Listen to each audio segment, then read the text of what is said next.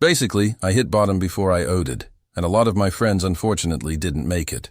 It was the 1980s, and Joe Walsh had already carved out his legacy with the Eagles. Stevie Nicks was the ethereal queen of Fleetwood Mac, drifting from stage to stage in velvet capes and platform boots. When these two worlds collided, it was explosive, passionate, and ultimately destructive. Behind the scenes, their relationship was anything but magical. Joe and Stevie's romance burned hot and fast, full of chaos, addiction, and emotional scars. He once meant the world to her, and she chased him like he was the last thing keeping her alive. But what the public didn't see was the darker side, the jealousy, the emotional blackmail, and the endless battles fueled by cocaine and broken egos. Joe Walsh finally opens up today, decades later, and what he reveals is not the fantasy fans might have imagined. He paints a portrait of Stevie not as a fairy tale goddess, but as a complicated, demanding, and troubled woman whose personal demons affected everyone around her. Stevie Nicks had called Joe Walsh the great love of her life, but the reality was darker. Their relationship spiraled into an obsession, haunted by substance abuse and wild emotional swings. Picture this: hotel rooms trashed after screaming fights, long nights of drug-fueled paranoia, and promises shattered before the sunrise. Stevie clung to Joe, desperate to keep him in her orbit, but Joe began to see that their love wasn't healing, it was consuming. He couldn't handle her moods, her manipulation, or her emotional outbursts. She needed saving, but he was barely holding himself together, and when it ended bitterly. There was no peaceful goodbye, no mutual respect, just silence, resentment, and a trail of destruction. Joe walked away, but Stevie carried that heartbreak like a wound that never healed. And she made sure others felt it too. It wasn't just Joe Walsh who found himself tangled in the chaos of Stevie Nicks's world. Her orbit was magnetic, but it was also volatile, pulling people in with charm and magic only to burn them with emotional fire. Over the years, she didn't just collect platinum records, she collected grudges, bruised egos, and unresolved feuds. You probably heard of her long-standing tension with Chrissie Hynde of The Pretenders. What began as mutual admiration between two powerful women in rock quickly decayed into sharp stares and colder words. Chrissie, raw and streetwise, didn't buy into Stevie's mystical, floating image. She mocked the shawls, the veils, the theatrics, accusing her of hiding behind a manufactured persona. Stevie, wounded and defensive, refused to back down. The air between them turned icy. Festivals became war zones where their dressing rooms had to be placed on opposite sides of the venue. I didn't know how to do anything. I didn't think I'd ever be funny again. I didn't think I would be able to write music. Then came the silent war with Belinda Carlisle. In the mid-80s, when solo careers meant survival, Stevie reportedly accused Belinda of mimicking her ethereal style, trying to steal the thunder of a woman who had built her image from heartbreak and velvet. Industry whispers spoke of screaming matches backstage, of cruel glances during award shows, of interviews laced with thinly veiled insults. Both women smiled for the cameras, but their rivalry was inked into every encounter. But perhaps the most cutting betrayals came not from rivals, but from those closest to Stevie. Her former backup singers, Laurie Nicks and Sharon Solani, were more than just voices behind her. They were sisters, soulmates in harmony. For years, they toured the world together, finished each other's sentences, and weathered the storms of fame as one. But the cracks came slowly. Stevie's moods became unpredictable, her demands overwhelming. One day she'd cry in their arms, the next she'd freeze them out completely. Rumors swirled of fights over money, credit, and backstage control. Laurie and Sharon eventually grew tired of being both caretakers and shadows. The bond snapped, not in one explosive moment, but through 100 tiny betrayals that added up to silence, the kind of silence that comes not from hate, but heartbreak. Stevie's path through the music world wasn't just lined with roses. It was marked by the bodies of broken friendships, poisoned alliances, and feuds that refused to die. And as the years went by, her smile remained the same on stage.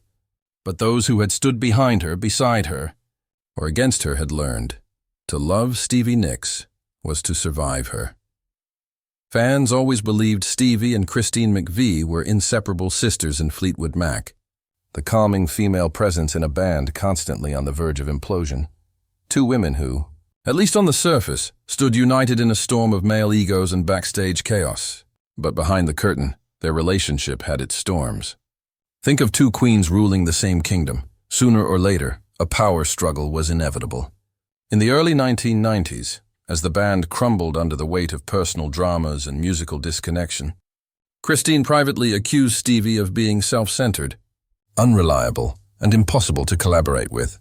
She reportedly said Stevie treated Fleetwood Mac like a backdrop to her solo career, a side project she could pick up and drop as she pleased. The warmth that once existed between them curdled into quiet resentment. Stevie, in return, viewed Christine as distant, passive-aggressive, and lacking in empathy.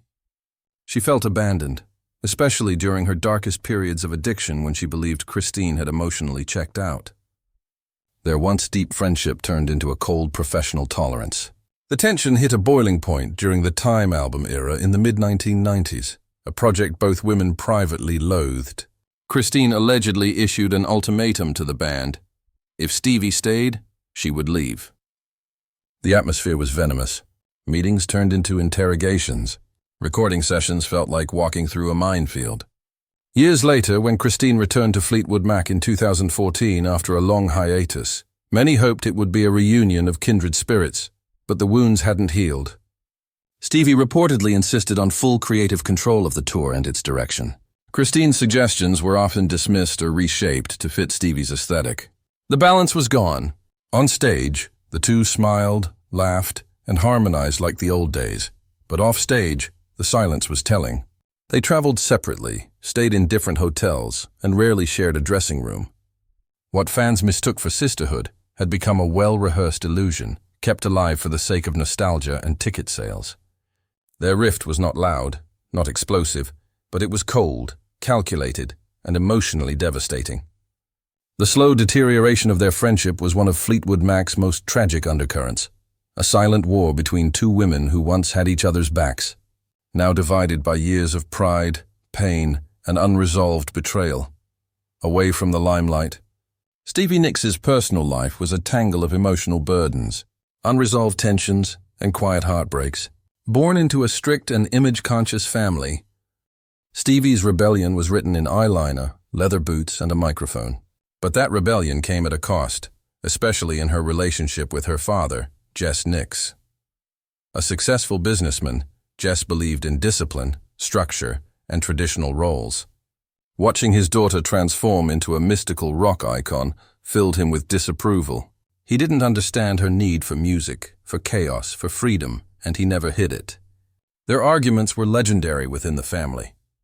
Jess often criticized her career choices, her appearance, and her refusal to settle down. When Stevie spiraled into addiction in the 1980s, Jess distanced himself emotionally. He saw it as weakness, not as suffering. The few times he tried to intervene, it came out more like control than compassion. Stevie, hurt and furious, pushed him further away.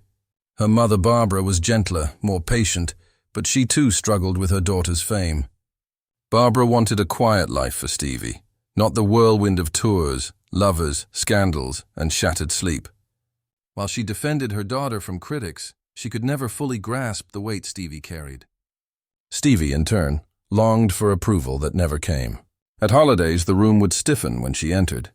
Relatives didn't know what to say to the glamorous star who looked nothing like the little girl they remembered. The isolation deepened when Stevie faced a personal decision that would mark her forever. In the late 1970s, during her on-and-off relationship with Don Henley, she became pregnant. Afraid that motherhood would end her career or be impossible in the life she lived, Stevie chose to have an abortion. She never fully recovered emotionally. In interviews decades later, she admitted that the decision haunted her, that she wondered what might have been. To the world, Stevie was a fierce, independent spirit, but privately she grieved the children she never had, the family she was never close to, and the love that always seemed just out of reach. Her fame became both a shield and a prison.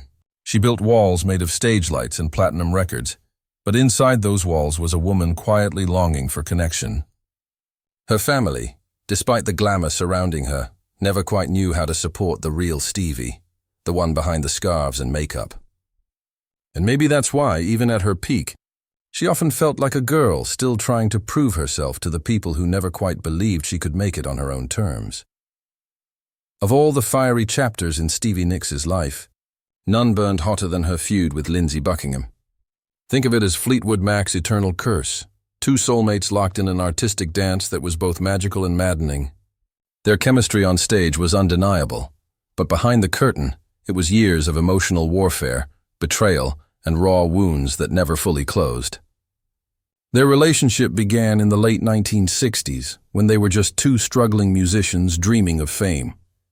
They were inseparable, creatively bonded, and climbing the ranks of the rock world together. But the deeper they got into the industry, the more their emotional balance began to unravel. By the time Fleetwood Mac hit their commercial peak in the mid-1970s, Stevie and Lindsey's personal relationship had already crumbled. Yet they still had to perform night after night, standing inches apart on stage, singing songs filled with coded resentment and heartbreak. Each lyric became a weapon. Each harmony masked an argument. Their concerts were less about music and more like psychological theater. Lindsey resented Stevie's rising solo career in the 1980s, and their power struggle intensified. He felt left behind. She accused him of cruelty, of stifling her spirit. He accused her of abandoning the band for her ego. Friends say the backstage tension was unbearable.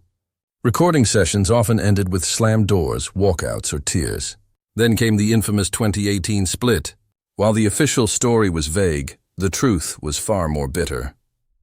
During a performance honoring Fleetwood Mac, Stevie reportedly felt disrespected by Lindsey's behavior. According to sources close to the band, she issued an ultimatum. Either he goes or she does. Management chose Stevie. Lindsey was out. What followed was a media firestorm. Lawsuits were filed. Allegations were tossed like daggers. Lindsey said he was blindsided. Stevie said she had had enough. The band fractured, old wounds ripped wide open. And for many fans, the dream of ever seeing the full original lineup together again died in that moment. Their story was a tragedy wrapped in gold records and standing ovations.